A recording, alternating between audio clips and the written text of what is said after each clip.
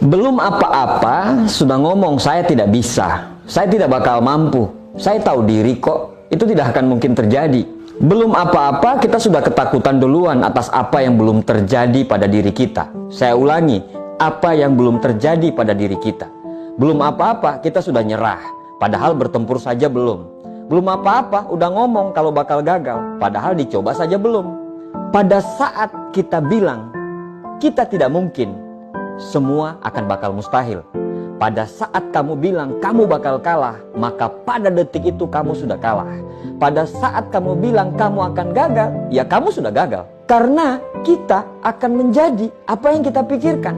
Akhirnya hidup kita tidak akan kemana-mana, di situ-situ saja. Mau berbuat sesuatu sudah mikir duluan, kayaknya tidak bisa, kayaknya tidak mungkin, susah kayaknya. Ada sebuah cerita yang begitu sangat menginspirasi tentang ketidakmungkinan menjadi mungkin.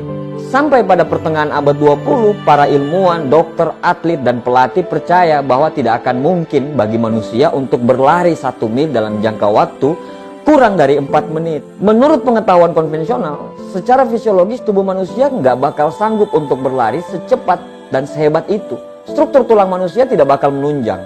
Hambatan angin itu terlalu besar, kekuatan paru-paru itu tidak memadai. Sistem jantung juga akan kolaps sebelum batas 4 menit dicapai. Dan segudang alasan-alasan yang lainnya. Kemudian ada satu individu, seorang diri yang membuktikan bahwa para ilmuwan, dokter, pelatih, atlet, serta jutaan pelari yang sebelumnya telah mencoba dan gagal salah tentang pendapat mereka.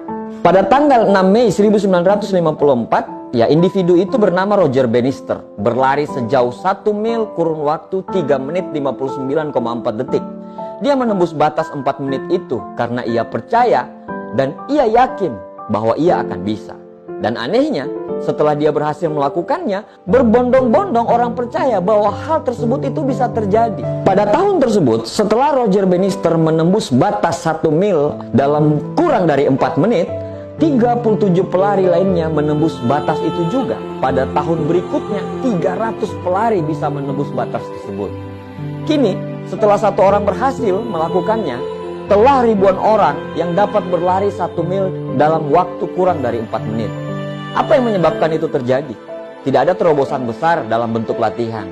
Tidak ada yang bisa menemukan bagaimana cara melawan hambatan angin. Struktur tulang dan fisiologi manusia tidak mengalami perubahan dan kemajuan secara tiba-tiba, tetapi sikap dan persepsi manusia yang berubah secara drastis setelah Roger Bannister mematahkan hal tersebut.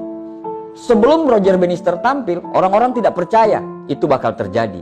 Tapi setelah Roger Bannister bisa mematahkan stigma tersebut, berbondong-bondong orang percaya.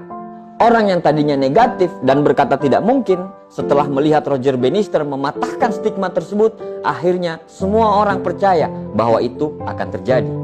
Kejayaan hanya diperoleh oleh orang-orang yang berani berbuat, berani menobrak kekanan mental, dan mampu membuktikan bahwa dia berada di track yang benar, serta sanggup menunjukkan pada dunia.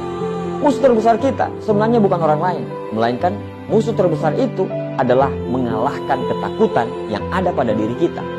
Musuh terbesar itu ada di kepala kita. Sukses bukan bicara masalah modal. Sukses bukan bicara masalah relasi. Sukses bukan bicara masalah keberuntungan. Tapi sukses itu bicara masalah mental. Sukses bicara masalah keberanian. Bukan bicara soal mampu atau tidak mampu, tapi bicaranya adalah kamu mau atau tidak mau. Anda bisa menjadi apa yang Anda mau. Yang penting Anda pikirkan. Mental block terjadi karena rasa trauma. Mental block terjadi karena lingkungan. Kalahkan mental block itu, karena mental block itu adalah musuh sebenarnya kita.